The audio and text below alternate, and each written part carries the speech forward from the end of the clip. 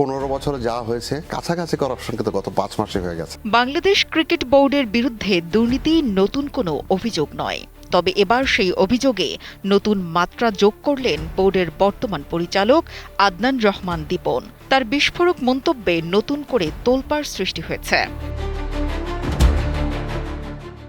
সম্প্রতি এক বেসরকারি টেলিভিশনে দীপন দাবি করেন, পাপনের দীর্ঘ 15 বছরের শাসনামলেও যে মাত্রার দুর্নীতি হয়নি সেটাই নাকি হয়েছে সবশেষ অন্তর্বর্তীকালীন বোর্ডের মাত্র 6 মাসে। প্রায় 2 দশকের বেশি সময়ের আন্তর্জাতিক পথ চলায় বাংলাদেশ ক্রিকেট হয়ে উঠেছে বৈশ্বিক ব্র্যান্ড। সেই সাথে বেড়েছে ব্যাংক ব্যালেন্স, আর তার সাথে বেড়েছে অনিয়ম ও দুর্নীতি। ফলে বিসিবির প্রতিটি পদক্ষেপেই এখন সন্দেহের নজরে রয়েছে। দীর্ঘ 1.5 দশক বিসিবির সর্বময় ক্ষমতায় ছিলেন নাজমুল হাসান পাপন। সাধারণ ক্রিকেট প্রেমীদের চোখে এই সময়টাই ছিল অনিয়মের সবচেয়ে আলোচিত অধ্যায়। তবে জুলাই পরবর্তী রাজনৈতিক পট পরিবর্তনের পর দায়িত্ব পান ফারুক আহমেদ। এরপর অন্তর্বর্তী দায়িত্ব পান বর্তমান নির্বাচিত বোর্ড সভাপতি আমিনুল ইসলাম বুলবুল।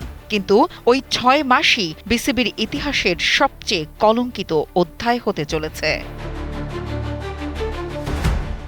পদ্মা সেতু, মেট্রো রেল এবং এলিভেটেড এক্সপ্রেসওয়ে নির্মাণের গর্বিত অংশীদার বসুন্ধরা সিমেন্ট। প্রশ্ন উঠছে, ঘরের ভেতর থেকেই কারা জড়িত এত বড় অনিয়মে? দীপনের দাবি, বিষয়টি নিয়ে পূর্ণ গতিতে তদন্ত চলছে, আর সেই তদন্তে যাদের নাম বেরিয়ে আসবে তা ক্রিকেট সংশ্লিষ্ট সকলকেই চমকে দেবে। কারা কি করেছে এটাও আসছে, আমরা চেষ্টা করছি। এর আগে চলতি বছরের এপ্রিলে বিসিবিতে দুর্নীতি দমন কমিশনের অভিযান দেশের ক্রিকেটের জন্য ছিল এক বড় অশনি সংকেত। অনেকের মতে, ক্রিকেটের মতো একটি মর্যাদাপূর্ণ প্রতিষ্ঠানে দুদকের অভিযানই প্রমাণ করে পরিস্থিতি সংকটাপন্ন। বোর্ড সভাপতি আমিনুল ইসলাম বুলবুল কি পারবেন অপরাধীদের মুখোশ উন্মোচন করতে? সেটাই জানতে চায় সাধারণ মানুষ।